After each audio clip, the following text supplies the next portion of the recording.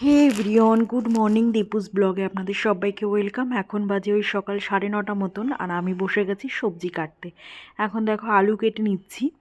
আর তার আগে আমি কিন্তু সকালবেলা রুটি, আলুর সবজি, চিকেন পকোড়া বানিয়েছিলাম। সেটা মেয়ে খেয়ে গেছে, স্কুলে লাঞ্চ নিয়ে গেছে।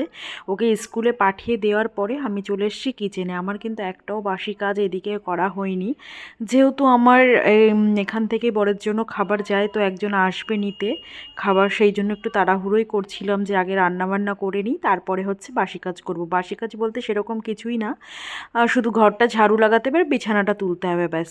রাত্রিবেলা যেহেতু এঁটো বাসন কাসন থাকলে আমি সেগুলো ধুয়েই রাখি, তাই জন্য আমার আর অসুবিধা হয় না। এইদিকে পেঁয়াজ ছাড়াতে ছাড়াতেই আমার চোখে জল চলে এসছে, পেঁয়াজটা কাটারও দরকার হয়নি। তারপরে এই যে রসুন ছাড়িয়ে নিচ্ছি।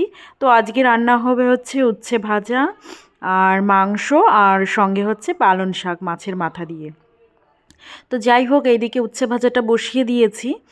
আর এক সাইডে আমার ভাত হয়ে গেছে আগেই, আমি সবজি কাটতে কাটতেই তার আগে ভাত বসিয়ে দিয়েছিলাম। তো সবজি কাটতে কাটতে আমার ভাতটা হয়েও গেছে।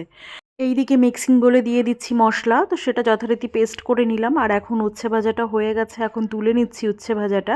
আর ওই তেলে দিয়ে দিলাম হচ্ছে মাংসের আলুগুলো ভাজতে আর কি।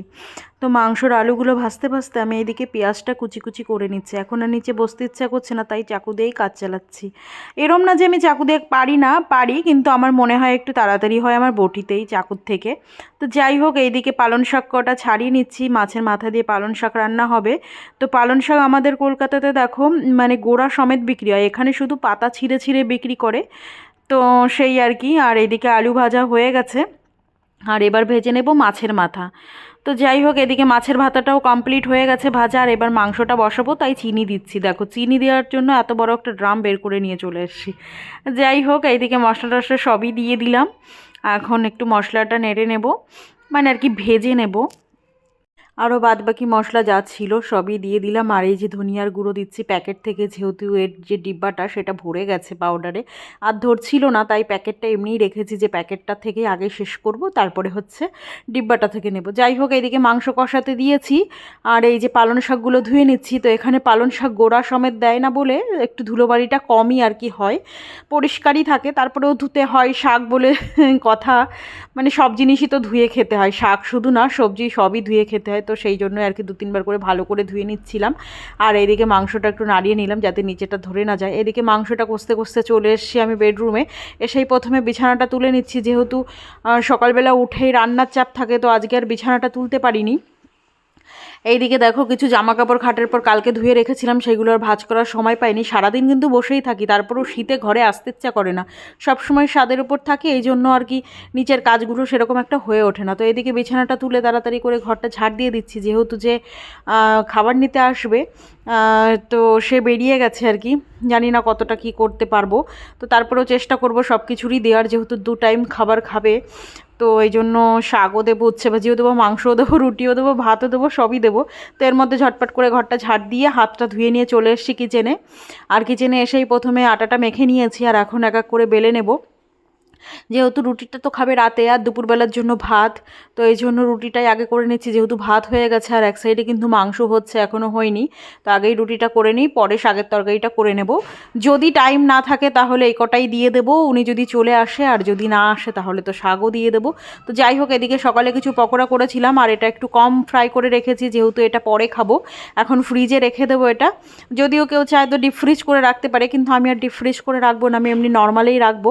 যদি আমার মেয়ে আবার রাত্রেবেলা বলে যে খাবো, তাহলে ফ্রাই করে দেবো, নাহলে আমি হয়তো পরে কোনো সময় খাবো বা আমার মেয়ে খাবে তখন ভেজে নেব। তো যাই হোক, রান্নার পরে গ্যাস ওভেন আর দেখো প্ল্যাটফর্মটার কী অবস্থা, মনে হচ্ছে যে 10-12 দিনের রান্না একদিনেই করে নিয়েছে, এরকম একটা অবস্থা হয়ে আছে। তো এখন সেটা একটু পরিষ্কার করে নিচ্ছি। রান্না করতে করতেও তো আমার 10 বার করে মোছা অভ্যাস, কিন্তু তারপরেও যতই ভাবি যে আমি রান্নার পরে তো মুছি, তাহলে মোছার দরকার কি রান্না করতে করতে, কিন্তু তারপরেও আমার হয় না। আর এদিকে এক বেসিং ভরে থালা বাসন হয়েছে, সেইগুলো এখন ধুয়ে নিতে হচ্ছে ঝটপট করে। যেহেতু উনি কখন আসবে তার নেই ঠিক, চলে আসতে পারে। আমার বরের আবার লাঞ্চ প্যাক করতে হবে, মানে টিফিন প্যাক করতে হবে, লাঞ্চ ডিনার দুটোই। তো এদিকে আমার বাসন টাসন মাজাও হয়ে গেছে, আর এদিকে ঝাড়ুটাও লাগিয়ে দিচ্ছি। আর উনি ফোন করেছিল যে 5-1 মিনিটের মধ্যে চলে আসবে। তো আমি ভাবলাম কেননা জামা কাপড়গুলো ভিজিয়ে রেখে দিই, সকালবেলায় আমার মেয়ে কিছু খুলে রেখে গেছিলো জামা কাপড় স্কুলে যাওয়ার সময় সেইগুলো, আর আমি এই চাদরটা গায়ে দিয়ে রান্নাবান্না করলাম, তো সেটাও ধুয়ে দিলাম। আর এদিকে আমি চলে এসেছি বেডরুমে, এসে প্রথমে একটু তেল লাগিয়ে নিচ্ছি। কালকে রাতে একটু মাথা যন্ত্রণা হচ্ছিলো তাই একটু তেল লাগিয়েছিলাম, কিন্তু আজকে ভাবলাম সকালবেলা একটু ভালো করেই লাগিয়ে নিই। এইদিকে আমি চুলটা বেঁধে নিচ্ছি, এখন যাব স্নানে। তো যথারীতি এখন আমি স্নানের থেকে চলে এসেছি, এখন বাজে প্রায় ওই 1:30 মতন। এখন এসছে দুধওয়ালা দুধ দিতে, তো আমি সেটাই আনতে যাচ্ছিলাম। আর স্নান করার পরে কিন্তু আমি পুজোটাও দিয়ে নিয়েছি। আর তার মধ্যে আমার একটা বান্ধবী এসছে, ওর সঙ্গে কথা বলছিলাম। আর এইদিকে দেখো মোজা পরে নিচ্ছি, আমাদের ঘরের নিচেটা ভীষণ ঠান্ডা, হাঁটা যায় না মোজা ছাড়া। তো ওর সঙ্গে কথা বলছিলাম আর নেল পলিশ পরছিলাম। এখন প্রায় ওই কিন্তু 1:45 মতন বাজে, একটু পরে মেয়েকে যাবো আনতে।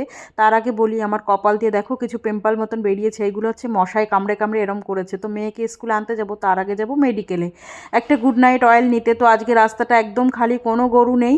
তো যাই হোক, আমার ব্লগটা এই পর্যন্তই, দেখা হবে নেক্সট কোনো ব্লগে। টাটা।